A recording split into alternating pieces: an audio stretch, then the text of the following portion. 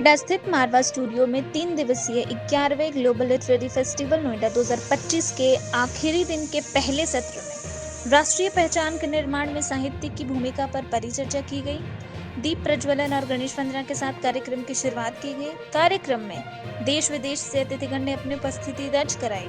इसमें doctor Sandeep Marwah, festival president and chancellor of university of media and arts, Michael Pal, cultural director, embassy of Austria, Faisal Mahmood, minister, press high commission of Bangladesh, Sona Sharma, प्रसिद्ध लेखक, वंदना राग, प्रसिद्ध fiction writer, Ravi Valluri, प्रसिद्ध लेखक, विवेक मिश्रा, प्रसिद्ध लेखक, डॉक्टर उमापति दीक्षित, प्रसिद्ध लेखक, सुशील भारती, फेस्टिवल डायरेक्टर मौजूद रहे। कार्यक्रम में बुके भेंट कर अतिथिगण का स्वागत किया गया। डॉक्टर संदीप मारवा ने कहा, साहित्य वह शक्ति है जो शब्दों को विचारों में, विचारों को संस्कृति में और संस्कृति को राष्ट्रीय पहचान में ढाल देती है। यही कारण है कि साहित्य किसी भी राष्ट्र की आत्मा और उसका भविष्य दोनों होता है। वहां मौजूदा अतिथिगण ने भी साहित्य पर अपने विचार साझा किए। बता दें कि कार्यक्रम में डॉक्टर सर्वपल्ली राधाकृष्णन फोरम का अतिथिगण द्वारा पोस्टर लॉन्च किया गया। साथ ही AFT स्कूल ऑफ एनिमेशन द्वारा डिजाइन रेंडर्ड पिक्सेल्स का पोस्टर रिलीज किया गया।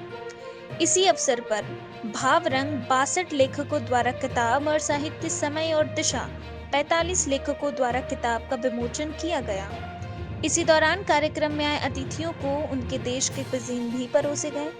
कार्यक्रम के अंत में उपस्थित अतिथिगण को डॉक्टर संदीप मारवा द्वारा फेस्टिवल मोमेंटो और फेस्टिवल पार्टिसिपेशन सर्टिफिकेट देकर सम्मानित किया गया। साथ ही अन्य लेखकों को सर्टिफिकेट देकर सम्मानित किया गया। साहित्य किस तरीके से आपकी आइडेंटिटी क्रिएट कर सकता है और आपकी देश की आइडेंटिटी क्रिएट कर सकता है, इस पे एक जबरदस्त अभी सेमिनार खत्म हुआ है और देश भर और दुनिया भर से यहाँ पर लोग मौजूद थे जिन्होंने अपने अपने विचार यहाँ पर प्रकट किए। एक नया उत्साह, नया जोश, एक नई लगन पैदा हुई है और कई कविताओं और कई छंदों को यहाँ पर पढ़ा गया, जिससे एक नया जोश पैदा हुआ है। आज पूरे इस 11वें ग्लोबल लिटरेरी फेस्टिवल के तीसरे दिन आज भी पहले की तरह बहुत तांता लगा हुआ है, चारों तरफ खुशी का माहौल है और सबसे बड़ी बात तो ये कि ऐसा लग रहा है जैसे यहाँ पर ज्ञान की गंगा बह रही है। जिससे बात करो उसके ही मुंह से बहुत सारी ऐसी ज्ञान की बातें निकल रही हैं और जिस चीज को मैं चाहता था वो माहौल यहाँ पर आज तीसरे दिन में नजर आ रहा है, जहाँ हर शख्स सोचकर बात करने की कोशिश कर रहा है, हर लोग एक अच्छी बात बोलने की कोशिश कर रहे हैं और यही हमारा शायद तात्पर्य था, मकसद था इस ग्लोबल लिटरेरी फेस्टिवल का। अभी चंद मिनट पहले हमने साहित्य, समय और दिशा और भाव रंग 2 कविताओं का विमोचन किया है और एक में हम लोगों ने तमाम राइटअप्स उनको बटोर कर उन कहानियों को, लेखों को जोड़ा है और दूसरी किताब में हम लोगों ने बहुत सारी कविताओं को छापा है। जब हमारी राइटर्स एसोसिएशन ऑफ इंडिया की मीटिंग हुई थी, वहां पर मैंने अनाउंस किया था कि हम लोग लिटरेरी फेस्टिवल के आने तक 2 किताबें छापना चाहते हैं और मुझे खुशी है कि वो दोनों किताबें आज छप के तैयार थी और आज इस बड़े मंच से राष्ट्रीय और अंतर्राष्ट्रीय स्तर के ऊपर लॉन्च हुई। तकरीबन 62 राइटर्स को हमने इसमें फिर से एक बार चांस दिया है और इसी मंच से ये भी अनाउंस किया है कि जो शख्स ये समझता है कि वो लिखना जानता है और कविताएं लिख सकता है या लेख लिख सकता है, कहानियां लिख सकता है, वो हमें संपर्क करे। हम लोग फिर से 2 किताबें छापने के लिए तैयार हैं और यही मेरा सबसे बड़ा पर्पस है। आपको बहुत बधाई हो, मारवा स्टूडियो को बधाई हो। ये ग्लोबल लिटरेचर फेस्टिवल जो हुआ है, जैसा कि कहा गया है, ये लिटरेचर का महाकुंभ है। बहुत सारे बड़े बड़े लेखक आए हैं, उन्होंने अपनी बात शेयर की है। मुझे बहुत ही अच्छा लग रहा है इस इवेंट में आके और मुझे बहुत कुछ सीखने को मिला। यंगस्टर्स जो है बहुत आगे आकर उन्होंने पार्टिसिपेट किया है, बहुत अच्छा वाइब है एंड मैं चाहती हूँ कि ये और आगे बढ़े। सर, ग्लोबल लिटरेरी फेस्टिवल के बारे में क्या आप बताना चाहेंगे? साहित्य क्यों जरूरी हो गया? साहित्य हमेशा जरूरी रहा है और उसके बिना हम एक अधूरापन है और ये बहुत अच्छा फेस्टिवल है जहाँ हम सब लोग कनेक्ट हुए हैं। मारवा स्टूडियो के बारे में क्या बताना चाहेंगे? कैसा आपका एक्सपीरियंस रहा? पिछले 2 दिन से हम आ रहे हैं, बहुत बढ़िया रहा है। कल हमारी वाइफ ने पार्टिसिपेट किया था, आज मैंने।